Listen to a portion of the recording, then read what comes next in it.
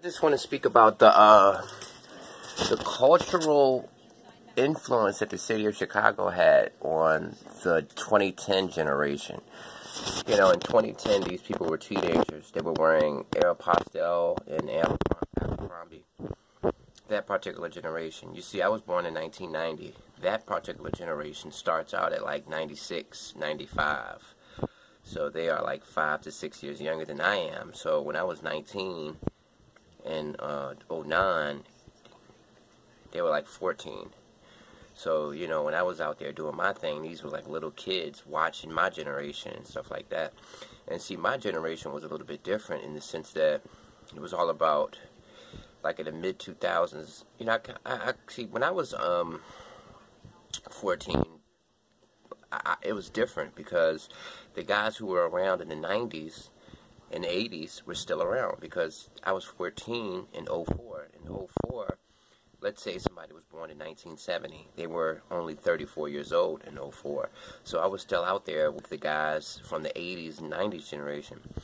So I grew up a little bit different. You understand what I'm saying? More so in the vein of the old school mentality of support your city, don't copy another city, don't use the slang of another city, be proud of where you're from, and exercise your own local culture. You know, don't acclimate or assimilate into somebody else's culture. So those are the rules that I went by.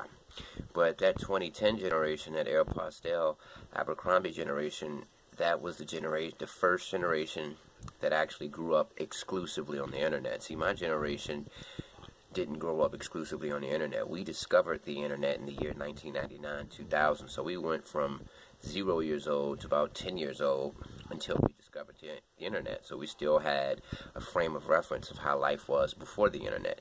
And even in 2000, the internet wasn't socially, you know, it wasn't it wasn't integral into society. You know, the internet was something that was a novelty. Everybody didn't have it in 2000. Only one person in your neighborhood had it. But that Aeropostale Abercrombie generation is the first generation where internet access was you could have internet access on any phone.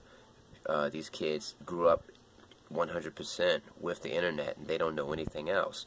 So these were the kids that latched on to Chief Keef, Little Reese, Fredo Santana, and all the people that blew up from Chicago, the first wave of Chicago artists.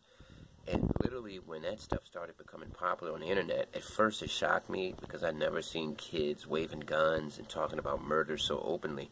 But I actually seen the process of how that Chicago gang culture trickled down into every other city that I've been to. I'm in Richmond, Virginia, and as soon as that Chicago culture began to permeate, the kids in my city started talking like they were from Chicago. You know, they would merch, they would say on phonem, thought, you know, they would use their slang, how you coming, you know, smoking dope. You know, we never talk like that in Richmond, Virginia. We have our own slang. We have our own culture.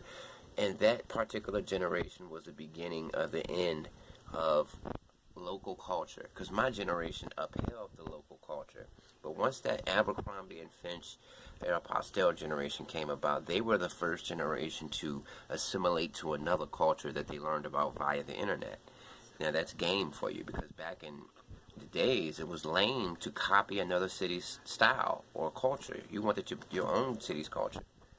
And yeah, man, and I've been to a lot of different cities, from Houston to Philly to DC to New York to Portland, Oregon. I've seen how the world was before Chicago artists blew up and after. And the difference is, just watch, what's that rapper's name? Julio Fulio, I think, from Jacksonville, Florida.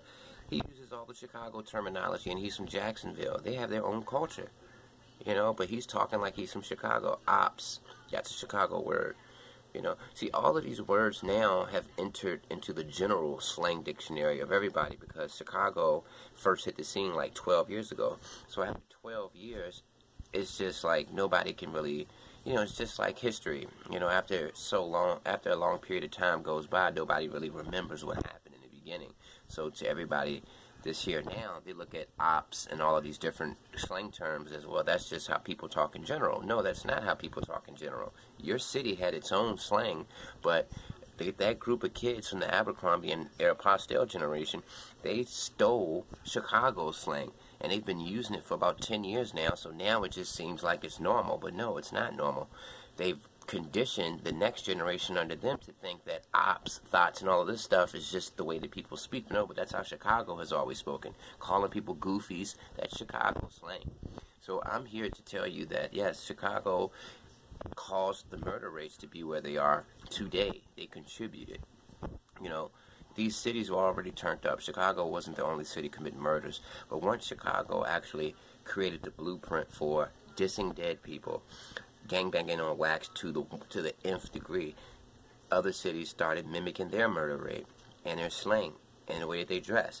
So I can honestly say that Chicago probably has had the most influence out of any rap culture that I've ever seen in my life, because everybody copied it, and it's evident to how influential it was, because now everybody speaks like they're from Chicago. And it's like, if you're from these different cities, nobody even remembers, hey, that's not how we talk in Jacksonville. That's Chicago slang. People think, oh, well, that's how we talk in Jacksonville. You know, that's how the generation before me started talking. You know, for the new kids, they're like, hey, the generation before me, they're using ops, thoughts, goofies. That's just how we talk in Jacksonville.